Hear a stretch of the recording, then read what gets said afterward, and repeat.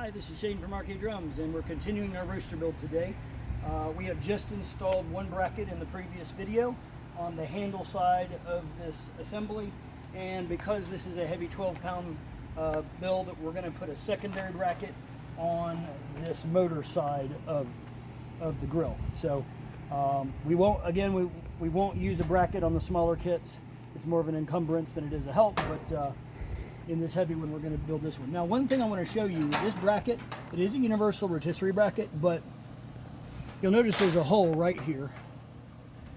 Actually, you see there's two holes here, but the universal rotisserie bracket doesn't line up with both holes. It's either one or the other.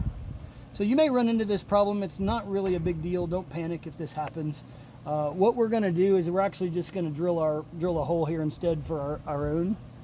Right where we want them. So what I'm going to do is I'm going to roughly line this up. I'm going to make sure that my groove in the bearing bracket here is lining up with my grill.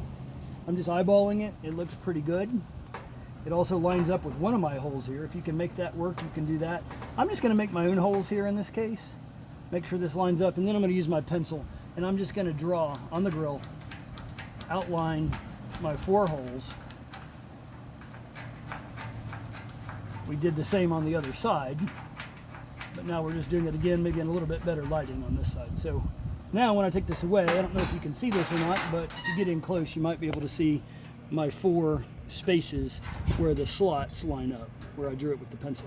I'm going to use these upper 2 areas because these upper 2 areas will give me a little bit of support. I'm actually going to wedge the bottom of this bracket down into the crevice here between the tray and the grill. That's going to kind of keep it positioned. You can, of course, add 4 bolts, but I don't really think it's necessary. So now, with my holes outlined, I'm going to get my center punch, which is a nail, and my hammer. I've lost my center punch, so I'm going to just use this. I'll get all my parts out of the way.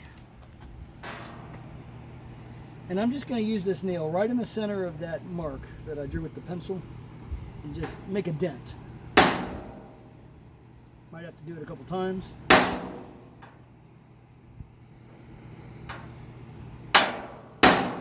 This keeps the drill bit from walking around when you make your hole.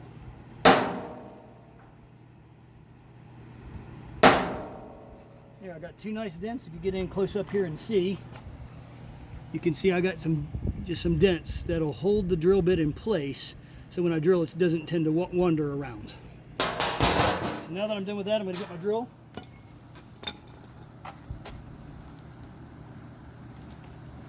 And we're just going to drill those slots out.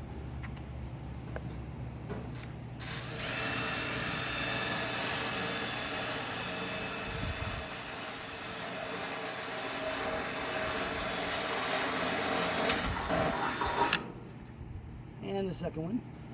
It's nice even pressure. You don't have to push very hard. Just put a little pressure on it and let the drill bit walk through. Wobble it around a little bit, helps it bite in.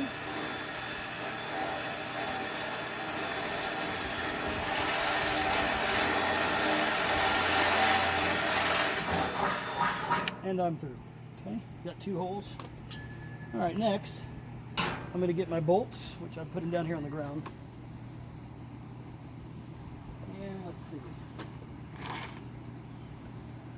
I've got a 5/16 and a 3/8, 5/16 wrench and a 3/8 ratchet. And now we're going to just put this guy together. So little bolt on the outside goes in the hole.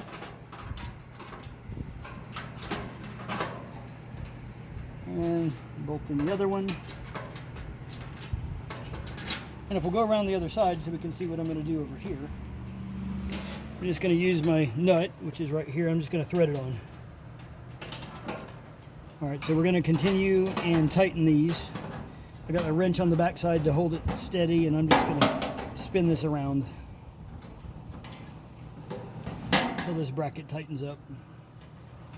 Keep in mind that you want to make sure it stays lined up.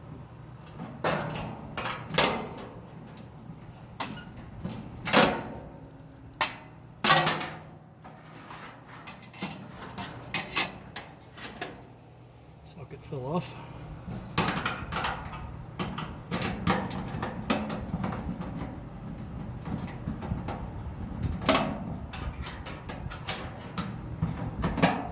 we go, nice and snug, and we'll do the other one.